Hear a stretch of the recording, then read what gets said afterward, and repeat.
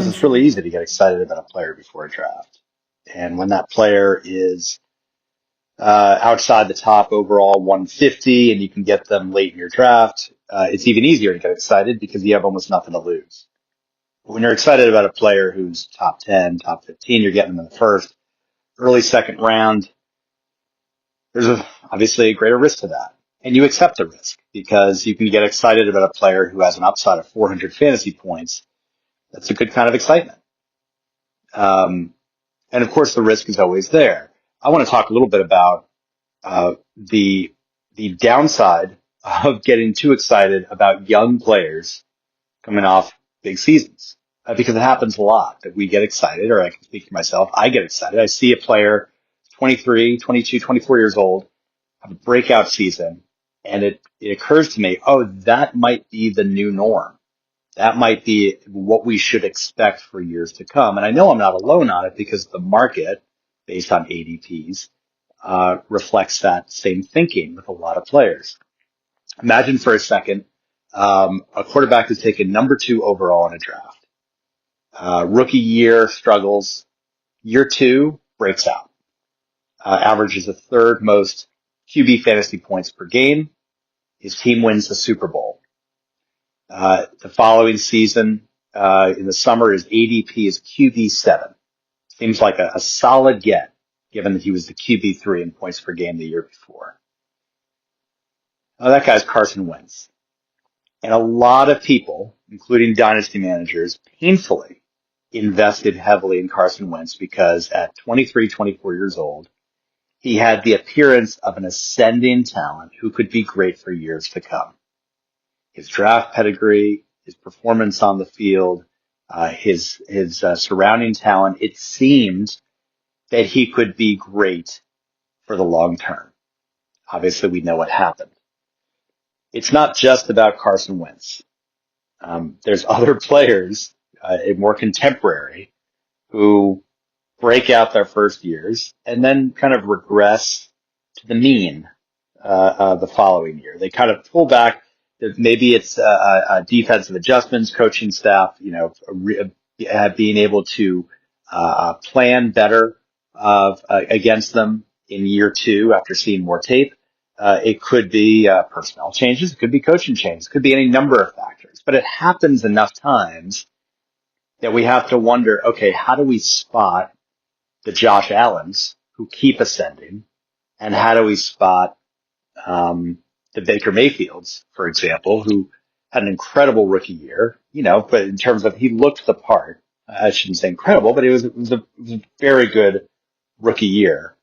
I think he had like 27 TDs and like 13, 14 interceptions, and he looked like he was going to be a guy who the Browns would be happy that they took with the number 1 overall pick.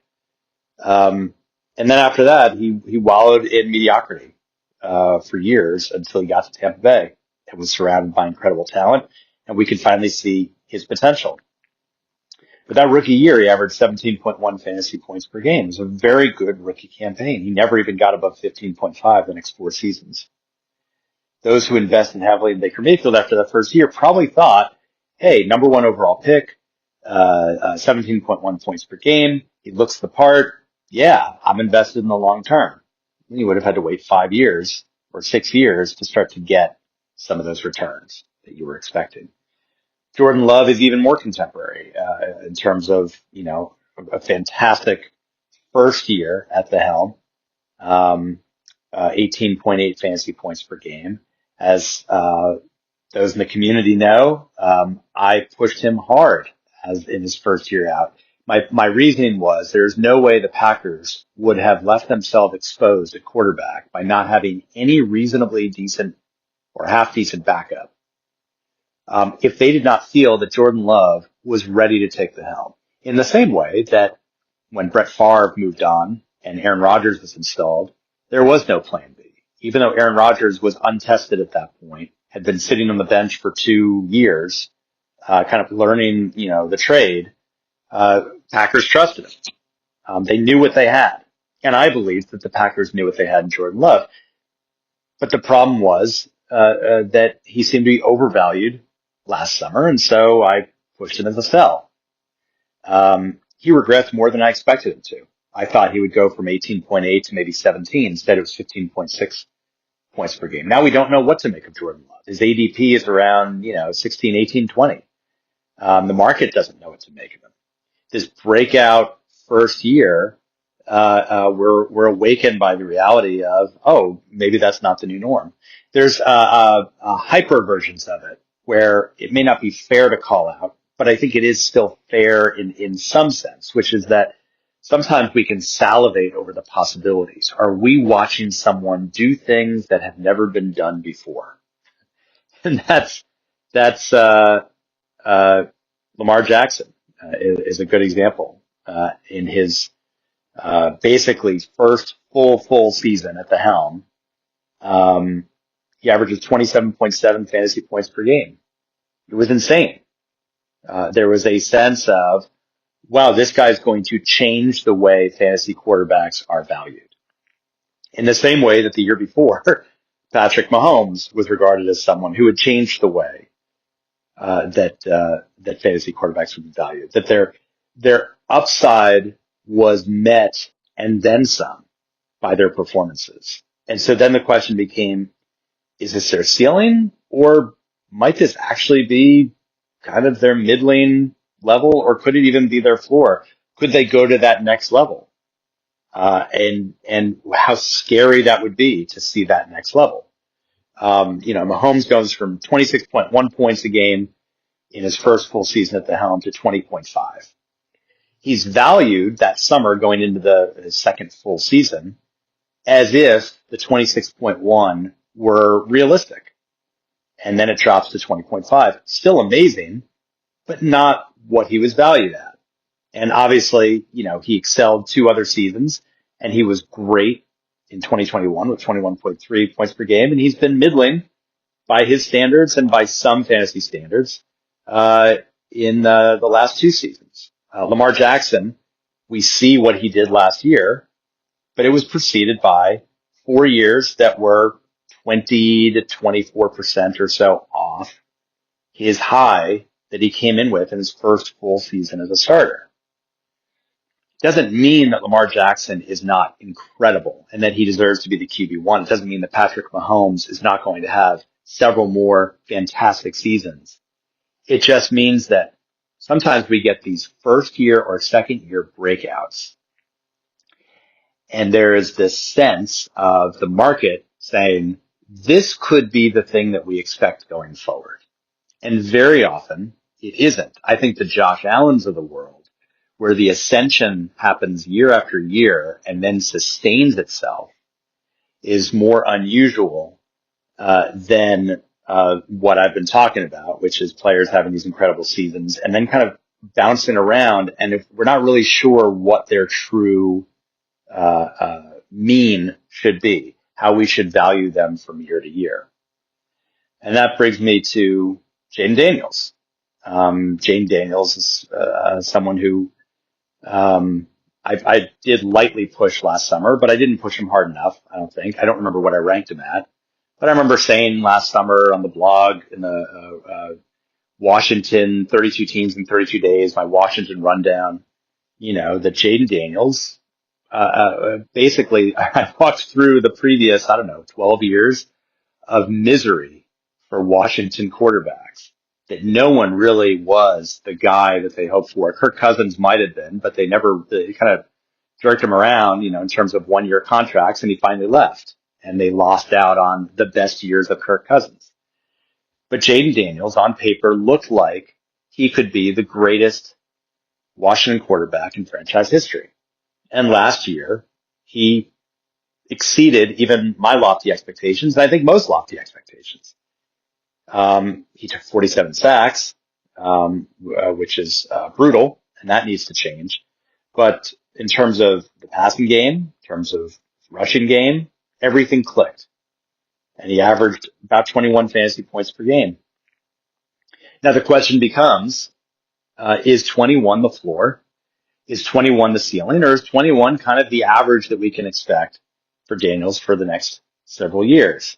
There is no obvious answer, but I'm asking the question because we have seen repeatedly quarterbacks who have these incredible early career seasons, and it does not in any way reflect what they're going to do for most of the next 3, 5, sometimes for the rest of their career, in the case of Carson Wentz, seasons.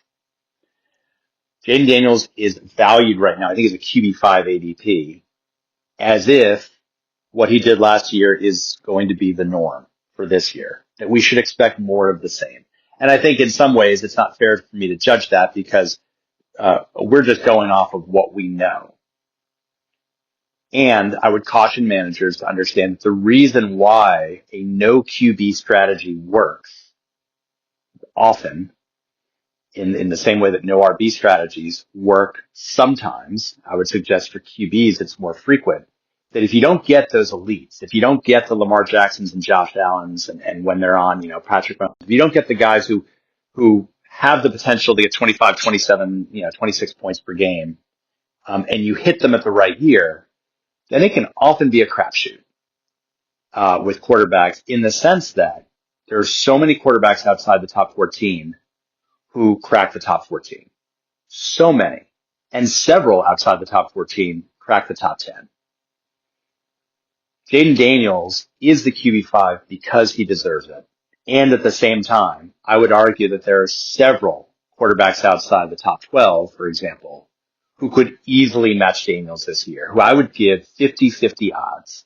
And one example, I mentioned it in one of my first podcasts, Dak Prescott. I think Dak Prescott has just as good a chance of matching Jayden Daniels as he does not matching Jayden Daniels. And I would argue even just as good a chance of bettering Jayden Daniels, even if it's by 1/10 of a point per game, than Jayden Daniels has better in Dak Prescott.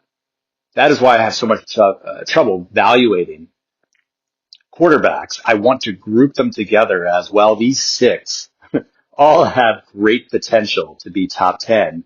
And really, you could take your pick. Tua Tagovailoa, if he's healthy and everyone around him is healthy, should be able to get 18 to 20 points per game in fantasy. Maybe some people think that's aggressive. I don't.